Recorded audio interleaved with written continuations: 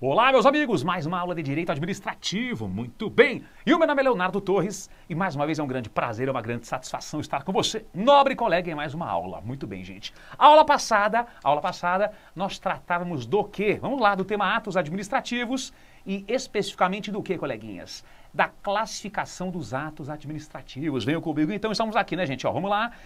Ponto 7, classificação dos atos. Primeiro critério que é utilizado pela doutrina para classificá-los é quanto ao regramento. Podem ser atos o quê? Vinculados ou discricionários. Legal. Coloque aí então 7.2. 7.2 é o segundo critério que os estudiosos utilizam para classificar os atos administrativos. Quanto à natureza. Vamos lá então, com muita calma, com muita singeleza, com muita paz. Vamos lá, gente. Ó, quanto à natureza, os atos administrativos podem ser atos administrativos simples. Legal. Podem ser atos administrativos complexos, legal, atos complexos, ou podem ser atos administrativos o quê? Compostos. Então, atos simples, complexos ou compostos quanto à natureza. Então, mais um critério aí que é utilizado para classificá-los, com muita calma. Gente, então venham comigo, ó, pelo puro bom senso, vamos lá. Nesses atos administrativos aqui, em qual deles, para que o ato surta efeito, basta uma manifestação de vontade de apenas um órgão público? Uma vontade de apenas um órgão público. Óbvio que é um ato simples. Ato simples, vamos lá então, gente, ó. Uma vontade de apenas um órgão público é necessária para que o ato administrativo simples ele surta efeitos. Uma vontade de apenas um órgão. Gente, tem por exemplo, um exemplo clássico aqui que eu lhes darei de um ato administrativo simples, aqui, ó. Nomeação de ministro de Estado. Vou abreviar, tá, gente? Ó, ME é o ministro de Estado. Gente, para nomear o ministro de Estado, basta a vontade de quem? Da presidente da República. Para nomeá-lo e exonerá-lo, basta a vontade da presidente da República, é um ato simples. Tranquilo, gente. Ato complexo, para que ele surta efeito, são fundamentais o quê? Duas ou mais vontades de dois ou mais órgãos. Duas ou mais vontades de dois ou mais órgãos. Duas ou mais vontades de dois ou mais órgãos. Gente, na verdade, no ato complexo, dois ou mais órgãos decidem e essas duas vontades se fundem em apenas um órgão, aliás, em apenas um ato administrativo. Calma lá, então. No ato complexo, dois ou mais órgãos distintos decidem, legal, manifestam as suas respectivas vontades e essas vontades, elas integram o que? A estrutura de apenas um ato administrativo. Exemplo clássico aqui, gente, ó, exemplo clássico. Parecer conjuntivo. Parecer conjuntivo. Amigos e amigas, o que é um parecer conjuntivo? Aliás, o que é um parecer? O parecer é uma espécie de ato administrativo enunciativo. O parecer é uma espécie de ato administrativo enunciativo. Ok. E através dele a administração pública emite opiniões técnicas. A administração pública emite um juízo de valor. Ok.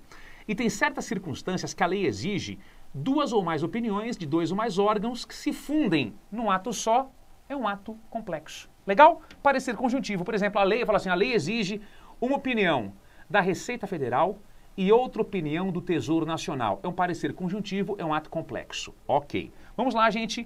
Ato composto, para que ele surta efeitos, para que o ato composto surta efeitos, gente, basta uma vontade, vamos colocar aqui, ó, uma vontade de apenas um órgão público, só que essa vontade, ela será, gente, complementada por uma ratificação. Mais uma ratificação. Então, espere um pouquinho. O ato administrativo composto, para que ele surta efeitos, basta uma única vontade de apenas um órgão público, que será complementada por uma ratificação de um segundo órgão. Deixa um exemplo disso aqui, eu vou dar um exemplo aqui, Isso que é muito comum em municípios, tá? Por exemplo, ó, um alvará de licença para edificação.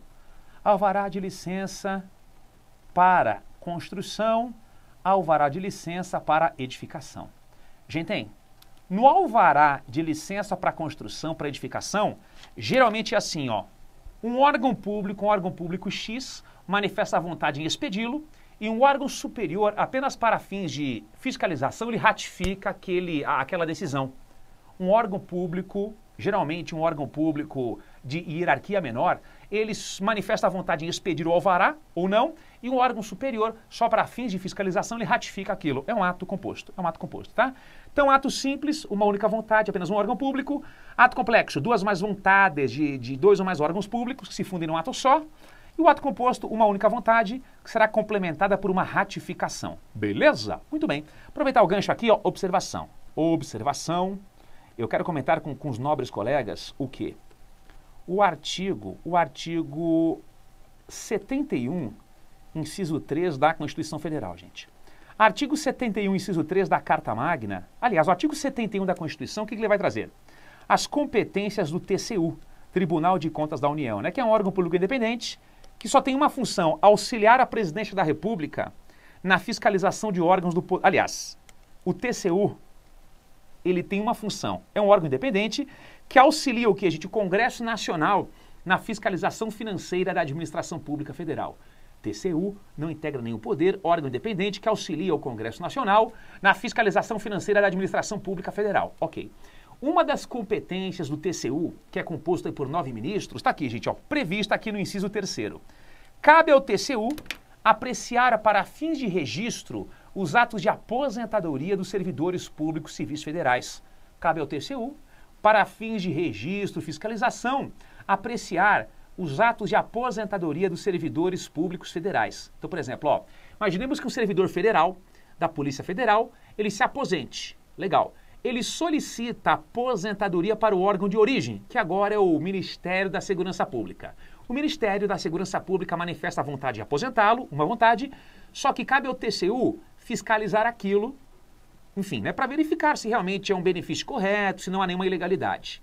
E ele ratifica se for um ato legal e arquiva, ato ilegal ele anula. Qual que é a pergunta, gente? Quando o TCU ele fiscaliza o ato que aposenta um servidor federal, é um ato simples, complexo ou composto?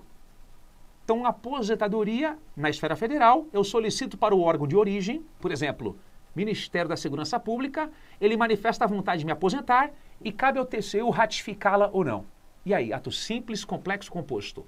Muitos falam que é um ato composto, uma vontade do órgão de origem aposentá-lo e uma ratificação da Corte de Contas. Só que o Supremo Tribunal Federal, em sua magnânima sapiência, o Supremo Tribunal Federal, a gente entende que nesse contexto é um ato complexo, tá? O Supremo entende que são duas vontades distintas. Então, se cai em prova assim, ó, se cai em prova, o Tribunal de Contas, ele apreciando para fins de registro os atos de aposentadoria dos servidores públicos, gabarite na fé, que é um ato complexo na visão do Supremo Tribunal Federal, tá, gente? Por mais que tenha um jeitão de ato composto, é um ato complexo, de acordo com o Supremo. E se o Supremo decidir que aquela parede é azul, por mais que ela seja branca, é uma parede azul, tá, gente? Não discutam lá com o Supremo Tribunal Federal, ainda mais para fins de prova. Ok. Prossigamos então com muita alegria. Vamos lá, gente. 7.3 é o próximo critério que é utilizado para classificar um ato administrativo. Com muita calma. Coloquem aí, gente, ó. 7.3, o próximo critério, é quanto aos fins. Quanto aos fins, nós temos o quê? Atos administrativos de império, atos de império, atos de gestão, atos de império, atos de gestão ou atos de mero expediente. Império, gestão ou atos de mero expediente. Império, gestão, mero expediente. Gente, vamos lá pelo puro bom senso, hein? Em qual destas categorias a administração pública pratica o ato administrativo e impõe a sua vontade? Impõe a sua vontade independentemente da concordância do particular. Por mais que você não concorde, a administração pública pratica o ato impondo a vontade dela perante a sua em busca, pelo menos em tese, do interesse público. É um ato de império. Ato de império, gente, o ato de império é aquele ato em que a administração pública, ela impõe a vontade dela perante o particular, independentemente da concordância dele. Por exemplo, aqui, gente, ó, auto de infração. O auto de infração é um exemplo clássico de um ato de império. Por exemplo, o auto de infração de trânsito. Por mais que você não concorde, por exemplo, a Polícia Rodoviária Federal, ela vai autuá-lo, ok? Legal. Ato de gestão, gente, cuidado, hein? Aqui a administração pública, ela se equipara a particulares. A administração pública, ela equipara-se a particulares. Ela não age como a administração pública, não, tá? Ela se equipara a particulares. Professor, me dê um exemplo de um ato de gestão. Por exemplo aqui, ó, quando uma empresa pública, por exemplo, a Caixa Econômica Federal, ela confere a um correntista, a um cliente dela, um talão de cheques. Praticamente, aí a gente sumindo aí talão de cheques, mas enfim, agora é tudo plastic money, tudo virtual, na verdade. Então, por exemplo, ó, quando a Caixa Econômica Federal, que é uma empresa pública, ela confere ao particular, o correntista, um talão de cheques, ela está se equiparando a qualquer banco privado. A qualquer banco privado. Beleza? Então ela está agindo aqui equiparando-se a particulares. Ok. E cuidado, hein? Nós temos uma súmula do STJ que estabelece que não cabe mandado de segurança contra ato de gestão de estatal. Não cabe mandado de segurança contra ato de gestão de estatal. Beleza? Legal. Vamos lá. Ato de mero expediente, gente, são atos que dão andamento a processos internos, gente. Os atos de mero expediente, eles não têm nenhum caráter decisório. Eles simplesmente dão andamento a um processo interno. Por exemplo, aqui, vamos dar um exemplo aqui, ó. Por exemplo, aqui, ó. Atos de mero expediente. Por exemplo, quando a administração pública realiza a autuação de um processo, autuação de processo. Também a autuação de processo físico, basicamente extinta, porque a tendência é que tudo seja informatizado, tá? Mas pelo menos antigamente um processo administrativo ele era autuado, autos processuais, ok? A autuação de um processo, quando você fura as folhas, coloca lá nas borboletas e coloca uma capa dura, que é um ato de mero expediente que simplesmente dá andamento a um processo interno, tá? E alguns sustentam o quê, gente? Que o ato de mero expediente, já que um ato de mera rotina administrativa, dispensaria-se a motivação dele. Já que é um ato de mero expediente, de mera rotina administrativa, dispensaria-se a sua motivação. Ok? Legal. Prossigamos então, vamos lá, gente. Próximo critério que é utilizado para classificar os atos administrativos. Então venham comigo. Ah, só um toque importante. Gente, eu cometi um pequeno equívoco. Vaias para mim. Na verdade, eu confundi aqui o critério. Peço desculpas, tá? Mas vamos aqui corrigir. Na verdade, gente, essa classificação aqui, faça um risco aí, ou apague, enfim. Essa classificação não é quanto aos fins. Peço desculpas. É quanto ao objeto. Peço desculpas, tá, gente? Mais uma vez, perdão. Então, quanto ao objeto, agora sim, podem ser atos de império, gestão ou atos de mero expediente. Ok? Vamos lá. Agora sim, 7.4. Agora sim, quanto aos fins, ó. Quanto aos fins, podem ser atos administrativos constitutivos, ou podem ser atos administrativos enunciativos, mesma coisa que declaratórios, tá? Enunciativos ou declaratórios. Amigos e amigas, o que é um ato constitutivo? É aquele que produz efeitos no mundo jurídico. É aquele que produz efeitos materiais no mundo jurídico. Por exemplo aqui, ó, a nomeação de um candidato aprovado em concurso público, gente. Nomeação é o ato pelo qual a administração pública preenche um cargo público vago, indicando seu ocupante. A nomeação de um cargo público vago é um ato constitutivo, por quê? Através dele, a administração preenche um cargo vago. São vários efeitos jurídicos. Deflagra-se o prazo para a posse. É um ato constitutivo. Legal. O que é um ato enunciativo ou declaratório? Gente, é aquele ato que, a princípio, ele não produz efeito algum. Através dele, a administração pública só declara um fato. A administração pública emite uma opinião. A administração pública, ela fornece a você particular o espelho de um documento que ela tem sobre você. Por exemplo aqui, ó. Exemplos de atos enunciativos. Vamos lá, gente. Exemplos de atos enunciativos. Por exemplo, aqui, ó. Por exemplo, parecer. Gente, parecer é um ato enunciativo. O parecer. Gente, parecer, através dele, a administração pública emite uma opinião, emite um juízo de valor sobre algo, ok? O parecer é um ato enunciativo. Cuidado, hein? Pergunta. Um ato administrativo praticado com base no parecer que provoque danos. Quem responde por isso, hein? A priori. O parecerista que emitiu o parecer, o executor do ato. É o executor do ato, tá, gente? O ato administrativo que é executado com base em pareceres, nesse caso, nesse contexto, quem responde pelo ato é o executor do ato e não o parecerista. O parecerista só responderá se agiu com má fé, com o intuito aí de prejudicar a administração pública. Legal. Vamos lá. Outro exemplo de ato enunciativo. Aqui, ó. Certidões. Amigos e amigas, a certidão, através dela, a administração pública, ela fornece a você o espelho de um documento. O espelho de um documento que ela tem sobre você. Por exemplo, ó, certidão negativa de débitos, certidão negativa de antecedentes criminais. Legal. Pareceres, certidões, atestados. Pareceres, certidões, atestados. Atestados. Meus amigos, o que é um atestado? O atestado é também um exemplo de ato enunciativo, onde a administração pública ela faz uma declaração após uma verificação in loco.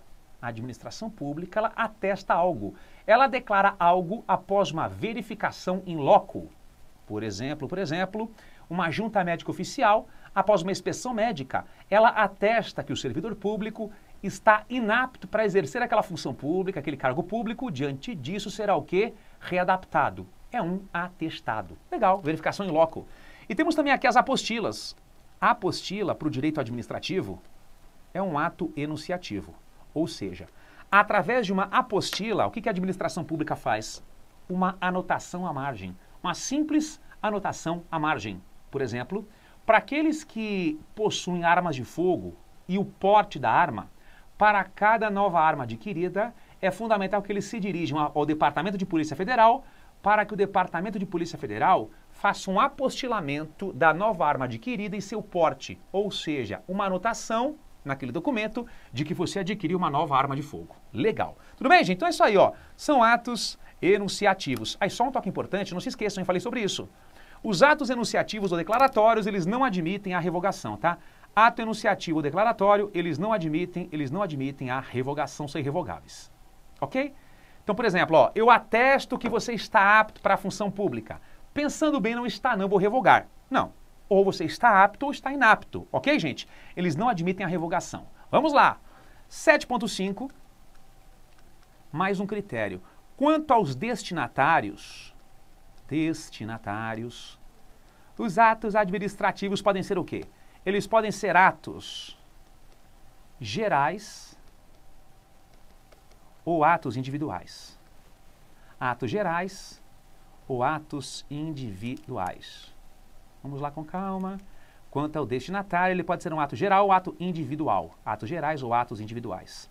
Gente, atos gerais são aqueles atos abstratos. Por que abstratos? Eles não vão tratar de um caso concreto, e sim de uma situação em tese imaginária. E outra, em um ato geral, ele não especifica o seu destinatário. É um ato de caráter abstrato, legal, não vai tratar de um caso concreto. E também, gente, o ato geral, ele não especifica o destinatário. Exemplo aqui, o exemplo. Um decreto municipal que impõe uma limitação administrativa. Um decreto municipal que impõe uma limitação administrativa. O que é a limitação administrativa? Gente, limitação administrativa é uma forma de intervenção na propriedade, que impõe restrições quanto ao uso. Nenhum proprietário de nenhuma propriedade, aliás, qualquer proprietário de qualquer propriedade nesta área, nesse bairro, ao construir, obedeça no máximo mais 5 pavimentos. Gente, é um ato geral. Não especifica quem é o destinatário e não especifica a propriedade que suportará aquele ônus, ok? Agora, o ato individual, gente, é um ato concreto, são atos concretos. Por que concretos? Eles especificam lá, gente, um caso concreto, e também especificam lá o destinatário. Gente, por exemplo, um ato administrativo que embargo de obra. Auto de infração que culminou no embargo de uma obra que não respeitou lá o número de pavimentos, não respeitou as regras de posturas municipais. É o ato individual por quê? Especifica o destinatário, é o João, é a Maria, é a dona Concheta, e especifica a propriedade que será embargada, né? É um ato concreto, beleza? E para fechar a conta aqui, gente, ó, 7.6, o último critério que é utilizado pelos experts, né, para classificar aqui o ato, quanto ao alcance. Gente, quanto ao alcance, os atos administrativos podem ter o alcance, atos de alcance interno, ou atos de alcance o quê? Externo. Atos de alcance interno e também os atos de alcance externo. Pelo puro bom senso, ó, atos de alcance externo, eles alcançam a quem? A administração pública e também alcançam os particulares. Atos de alcance interno alcançam quem? A administração pública e os particulares, externo, né? E o ato de alcance interno, coleguinhas, ele só obrigará o particular, ele não alcança a administração pública. Ato de alcance interno, somente a administração pública, somente a administração pública. Vamos lá. Somente a administração pública. E o ato de alcance externo, além de alcançarem a administração pública, também alcançam particulares. Por exemplo, aqui, ó, um decreto executivo que regulamenta a lei antifumo. A lei antifumo. Então a lei federal antifumo estabelece: é proibido o tabaco em locais públicos. Local público, uma repartição pública e também lá um cinema, que é um estabelecimento privado. Só que a lei não explica o que é tabaco. Vem o presidente da República, já que é uma lei federal, expede um decreto executivo e regulamenta o que é tabaco. Considera-se tabaco para fins da lei antifumo. Cigarro, cigarrilha, cigarro de cravo, gudangarã, mas o que, gente? Narguilé. Gente, esse decreto que regulamenta a lei antifumo, ele obriga tanto a administração pública e seus órgãos e entidades públicas, quanto também lá o proprietário de um cinema, que é um particular. Agora, ato de alcance interno, coleguinhas, ele só alcança a própria administração pública. Por exemplo, aqui uma circular.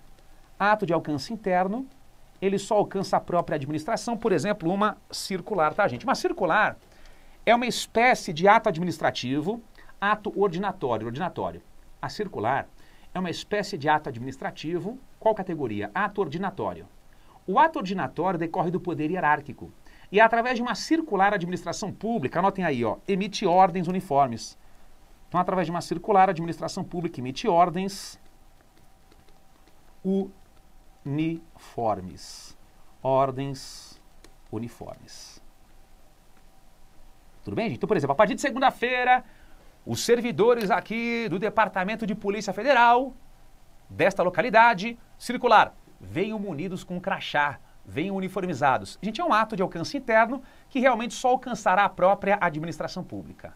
Ok, gente? Só alcançará a própria administração pública. Então é isso aí, tá, gente? Então, só recapitulando, ó. Temos aqui, então, quanto ao regramento, quanto à natureza, quanto ao objeto, quanto aos fins, quanto aos destinatários, faltou aqui um acento, e também, gente, aqui, ó, e por fim aqui, quanto ao alcance, atos de alcance interno ou alcance externo. Na próxima aula, o que nós iremos tratar, coleguinhas? Aqui, gente, ó, das categorias de atos administrativos. Na próxima aula, iremos tratar do quê? Das categorias de atos administrativos. Gente, cuidado porque vocês não podem confundir as categorias com a classificação. Classificação, ponto superado. Natureza, regramento, objeto, fins, destinatários e quanto ao alcance. Agora as categorias, iremos aí verificar quais são na aula que vem. Tudo bem, gente? Paro por aqui então, é sempre um prazer muito grande estar com você. Beijo no coração, namastê, muita paz e até a próxima aula. Um forte abraço e até lá, valeu!